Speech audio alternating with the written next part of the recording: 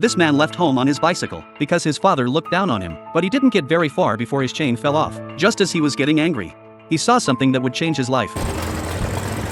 At that moment, he had a bold idea. If he could install a car engine on his bicycle, he would never have to pedal again. So he told his friend Harley about his idea. After Jack persuaded him, Harley finally agreed to the idea. The two approached the bicycle factory owner for collaboration. As he explained the plan, the owner immediately refused. At that moment, the owner had no idea what a brilliant future he was rejecting. That day, Harley drew up the blueprints for the engine, but they didn't have the parts needed to build it. Jack had to borrow some from the factory where he worked. With their combined efforts, they finally built the first motorcycle engine. Then Jack poured gasoline into it, and Harley nervously turned the handle.